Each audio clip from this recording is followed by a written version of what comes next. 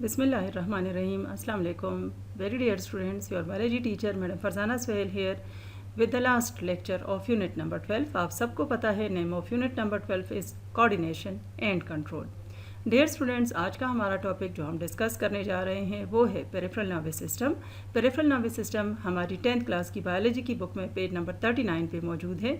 इसके साथ साथ हम disorders of the nervous system भी करेंगे जो कि हमारे चैप्टर नंबर 12 का लास्ट टॉपिक है। So let's start our study.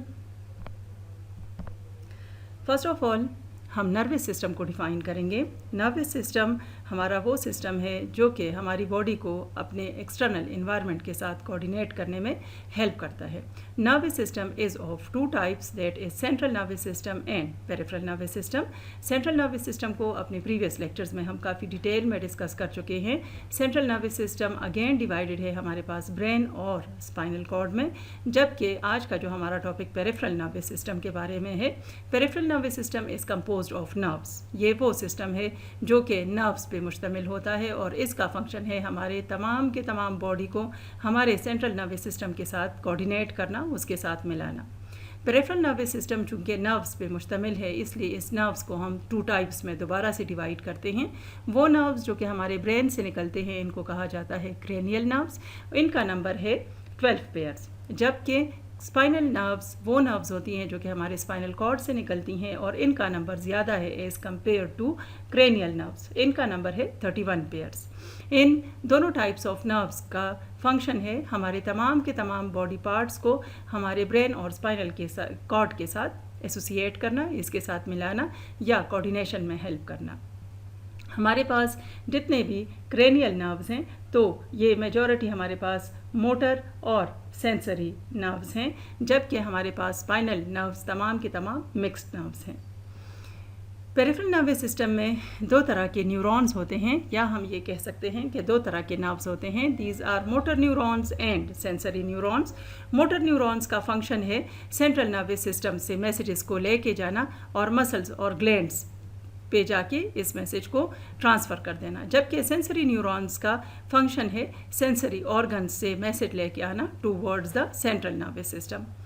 Sensory neurons are simple. They are only going to conduct the impulses from the external environment towards the central nervous system. यहाँ आके इनका फंक्शन ख़त्म हो जाता है, जबकि मोटर न्यूरॉन्स जो पेरिफेरल नर्वस सिस्टम में प्रेजेंट हैं ये दो तरह के एरियाज़ में ले जाके अपने फंक्शन करते हैं। या तो ये सोमेटिक नर्वस सिस्टम है जो कि हमारे वॉलेंटरी मूवमेंट्स को कंट्रोल करता है। वॉलेंटरी मूवमेंट्स वो मूवमेंट्स होती हैं जो कि हमारे अपनी ख्वाहिश के मुताबिक होती हैं या जिसको हम खुद कंट्रोल कर सकते हैं। Autonomic nervous system peripheral nervous system है। ऑटोनॉमिक नर्वस सिस्टम वो सिस्टम है जो कि हमारे इनवॉलेंटरी रिस्पॉन्सेस को कंट्रोल करता है। ये इनवॉलेंटरी रिस्पॉन्सेस हमारे कुछ रिफ्लेक्स एक्शंस भी हो सकते हैं।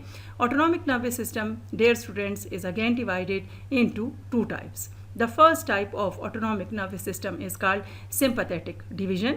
Sympathetic division हमारे इसको हम fight और flight system भी कह सकते हैं। ये वो सिस्टम है जिसमें हमारी बॉडी इमरजेंसीज़ को डील करने के लिए तैयार हो जाती है। जब भी हमारा सिंपैथेटिक नर्वस सिस्टम काम करता है तो उस वक्त हमारे प्यूपिल्स डायलेट हो जाते हैं, speed of our heart beat also increases, इसके साथ साथ अक्सर ब्रीदिंग रेट भी इंक्रीज़ हो जाता है। ये सिंपैथेटिक डिवीज़न आप उस वक्त फंक्शन करते हुए देख सकते हैं जब कोई भी ऐसी सिचुएशन होती है जिसमें इंसान को गुस्सा आने लगे या इस गुस्से की वजह से वो फ़ाइट करने पे मजबूर हो जाए। फ़ाइट या गुस्से के दौरान इंसान की हार्ट बीट ज़्यादा हो जाती है, उसकी ब्रीदिंग ज़्यादा हो जाती है और प्यूपिल्स उसकी आइज़ में डायलेट हो जाते हैं। So this is known as sympathetic division. इसके ऑपोजिट है पैरासिम्पैथेटिक डिवीज़न। इसको हम रेस्ट और डाइजेस्ट भी कह सकते हैं। ये उन तमाम सिम्टम्स को फेड कर देता, ख़त्म कर देता है जो कि सिंपैथेटिक डिवीज़न में स्टार्ट हुए थे। मींस हार्ट बीट ज़्यादा हो गई थी, अब हार्ट बीट नॉर्मल हो जाएगी। ब्रीदिंग रेट इंक्रीज़ हो गया था, अब ब्रीदिंग रेट वापस नॉर्मल हो जाएगा। Pupil of the eye it dilated, now it is going to regain its original position. So sympathetic और पैरासिम्पैथेटिक डिविजन्स एक दूसरे के ऑपोजिट डायरेक्शन में काम करती हैं। In the next slide we can see the peripheral nervous system again in a little detail.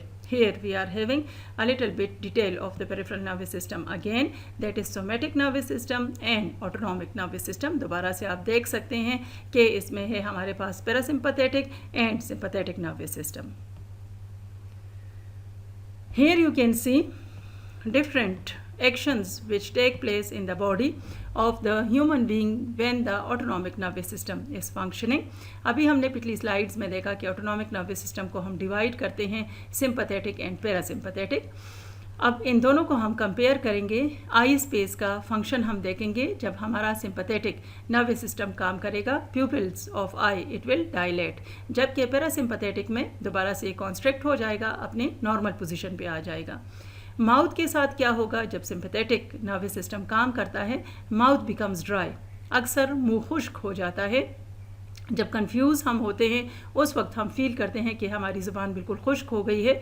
Where as जब parasympathetic nervous system काम करने लगता है तो दोबारा से हमारे सलाइवा की प्रोडक्शन शुरू हो जाती है. स्किन, अक्सर हम उर्दू में कहते हैं रोंगटे खड़े हो जाना, सो गूज बम्प्स अपेयर हो जाते हैं.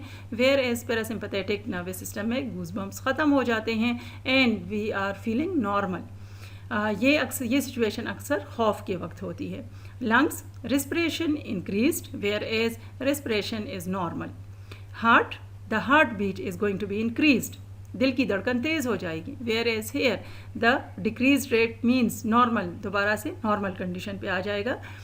Adrenal glands, if you remember the adrenal glands, we discussed it in a great detail in our previous lectures. Adrenal glands are located over the kidney.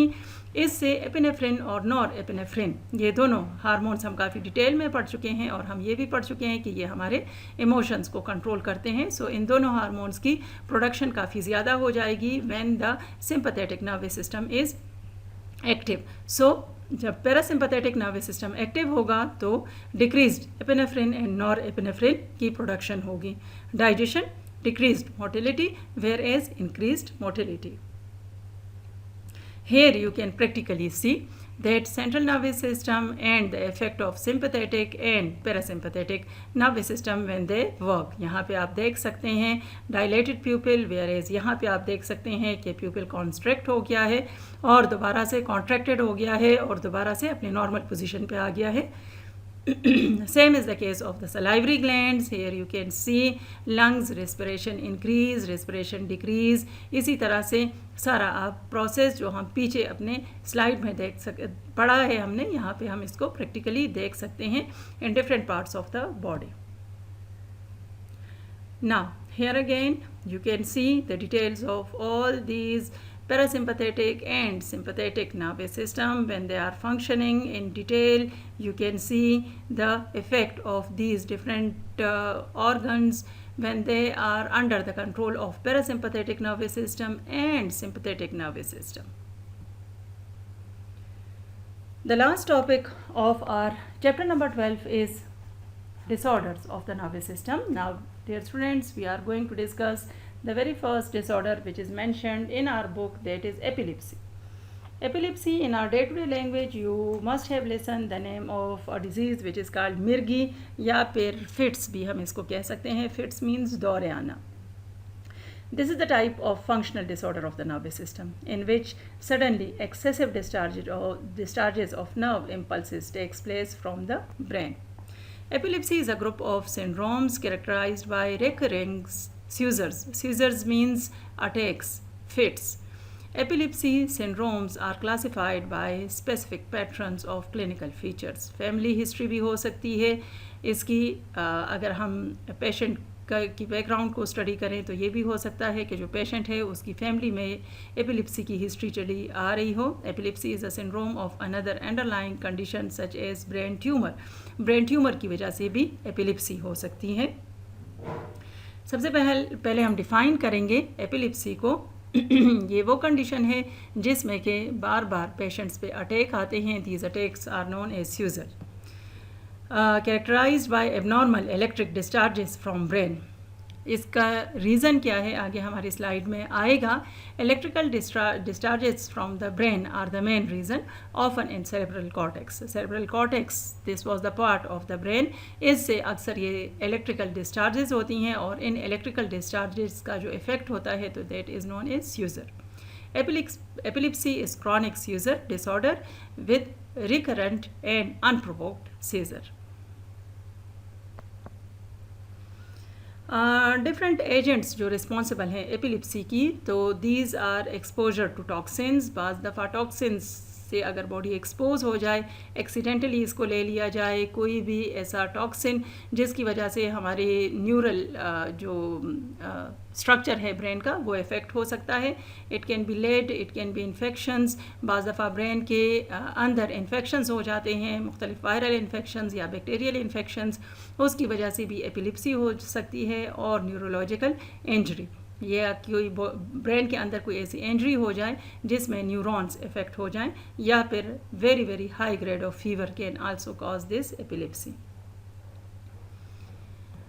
Basically the reason is disturbance of the brain functioning due to any cause. पीछे हमने causes पढ़ी हैं, इसमें से किसी भी cause की वजह से ब्रेन का फंक्शन जब डिस्टर्ब होता है, इसमें जेनेटिक फैक्टर्स जैसे अभी पीछे हमने स्लाइड में देखा कि फैमिली हिस्ट्री भी हो सकती है, या फिर हेड इंजरी, कोई ऐसा एक्सीडेंट हो जाए कि जिसकी वजह से सीवियर हेड इंजरी हो जाए, तो उसकी वजह से ब्रेन फंक्शन डिस्टर्ब हो जाता है. May cause brain cells to become over active. और इन चीज़ों की वजह से ब्रेन के सेल्स ओवर एक्टिव हो जाते हैं. ब्रेन के सेल्स को हम न्यूरॉन कहते हैं. टू डिस्चार्ज इन सडन, इनके अंदर से इलेक्ट्रिकल डिस्चार्जेस होने लगते हैं जो कि वायलेंट एंड डिसऑर्डरली मैनर में होते हैं. और ये इलेक्ट्रिकल एनर्जी जो है तो किसी एक specific part of the brain में भी हो सकती है, या फिर ये सेंट्रल नर्वस सिस्टम के किसी पार्ट के पास भी जंप करके जा सकता है. इसका रिजल्ट होता है सीजर्स. हमारे पास जो नेक्स्ट डिसऑर्डर है, which is the last topic of your chapter number 12, that is paralysis. Paralysis को हम कहते हैं फालिज. डे टू डे लैंग्वेज में हम इसको कहते हैं फालिज. We are going to study what is paralysis, who is affected, signs and symptoms, इसके कॉजेज हम पढ़ेंगे, what happens to the body, different variations, इसकी ट्रीटमेंट्स क्या हो सकती हैं और ट्रीटमेंट किस तरह से वर्कआउट करेगा. सबसे पहले we are going to define paralysis. फालिज या पैरालिसिस ये वो प्रोसेस है, ये वो डिज़ीज़ है जिसमें कि कम्प्लीटली या तो अपने मसल्स अपना फंक्शन लूज़ कर देते हैं, या ज़रूरी नहीं है कि बॉडी के सारे मसल्स अपना फंक्शन लूज़ कर लें. अ ग्रुप ऑफ मसल्स भी हो सकता है, जैसे हाथ के मसल्स, जैसे फेस के मसल्स, जैसे रिस्ट के मसल्स या एंकल के मसल्स. किसी भी पार्ट ऑफ द बॉडी के कोई एक स्पेसिफिक सेट ऑफ मसल्स अपना फंक्शन करना छोड़ देते हैं. So this is known as localised paralysis. Paralysis often includes loss of feeling in the affected area. अक्सर ये होता है कि जिस पार्ट ऑफ द बॉडी में पैरालिसिस होता है, पैरालाइज्ड होती है जो पार्ट ऑफ द बॉडी, तो वो वाली पार्ट ऑफ द बॉडी में फीलिंग्स नहीं रहती, वो सेंसेशन उसमें नहीं रहती, ना वो टेम्परेचर को फील कर सकता है, ना वो पेन को फील कर सकती है वो specific part of the body, because of the damage of the neurons of that part. यहाँ पे इस स्लाइड में हमारे पास डिफरेंट टाइप्स ऑफ पैरालिसिस दिए हुए हैं. You can C sleep paralysis which is very very dangerous, facial paralysis जिसको हम उर्दू में लकवा भी कहते हैं, इसके साथ साथ लेग पैरालिसिस, या फिर ये सारे टाइप्स ऑफ पैरालिसिस हैं जिसमें हम देख सकते हैं कि वो specific part of the body effect होता है. जबकि ये पैरालिसिस जनरलाइज्ड भी हो सकता है, पूरी की पूरी बॉडी भी पैरालाइज्ड हो सकती है. साइन सिम्टम्स डियर स्टूडेंट्स अब क्या होंगे when a patient comes to you as a doctor that patient is paralysed. सबसे पहले sudden paralysis is most often caused by injury और स्ट्रोक. ठीक है, जब भी सडन पैरालिसिस एकदम अगर पैरालिसिस हुआ है पेशेंट को, तो इसका कॉज कोई ऐसी इंजरी होगी या स्ट्रोक होगा जिसकी वजह से एकदम से उसकी बॉडी पैरालाइज्ड हो गई है. Damage to the right side of the brain, जब भी ब्रेन का राइट साइड डैमेज होगा तो उसका इफेक्ट आएगा left side of the body पे, right. So here you can see कि एक पार्ट ऑफ द बॉडी अगर पैरालाइज्ड है तो ब्रेन का दूसरा पार्ट इफेक्टेड है. मीन्स अगर राइट साइड इफेक्टेड है तो left side of the body, और लेफ्ट साइड अगर इफेक्टेड है तो right side of the body effect होगी. डैमेज टू द स्पाइन, अगर स्पाइनल कॉर्ड में कोई भी डैमेज आता है किसी भी एक्सीडेंट वगैरह से, तो इक्वल साइडेड पैरालिसिस पे बॉडी के दोनों साइड्स पे एक तरह का पैरालिसिस का अटैक होगा, फालिज का अटैक होगा. Damage to the lower spine, अगर लोअर स्पाइन पे इफेक्ट होता है, हेयर द लोअर स्पाइन, अगर लोअर स्पाइन पे इफेक्ट होगा पैरालिसिस का, तो paralysis of both legs which is also known as paraplegic paralysis. Damage done higher on the spine, अगर स्पाइन के अपर पार्ट पे इफ़ेक्ट होता है, पैरालाइज्ड होता है, तो paralysis of all four limbs, तो चारों के चारों दैट इज़ दोनों हाथ और दोनों पाँव ये इफ़ेक्ट हो जाएंगे, which are known as four limbs. Treatment इसकी क्या होगी डियर स्टूडेंट्स? जब भी कोई पेशेंट पैरालाइज्ड होता है तो उसको हम मोस्टली फिजियोथेरेपी देते हैं ऐसे पेशेंट को। You can see here in both of the pictures के ऐसे पेशेंट्स को फिजियोथेरेपी दी जाती है which is known as physical therapy. Here you can see ऐसी फिज़िकल थेरेपी के रिज़ल्ट में पेशेंट की मोबिलिटी ज़्यादा हो सकती है, रेंज ऑफ मोशन उसका ज़्यादा हो सकता है और मसल स्ट्रेंथ को वो दोबारा से रीगेन कर सकता है। लेकिन अगर एक दफ़ा पैरालाइज्ड हो गई बॉडी तो दोबारा से नॉर्मल मूवमेंट करना it's impossible. So this is about the paralysis. इसके साथ साथ डिफरेंट टाइप ऑफ मेडिसन्स भी दी जा सकती हैं फॉर द ट्रीटमेंट। उन मेडिसन से इसका पेन जो होता है इसको ड्यू टू मूवमेंट्स एट्सेट्रा तो वो रिड्यूस हो सकता है। Thank you dear students for being here with me. Here with this lecture we are going to end up our unit number 12, that is coordination and control.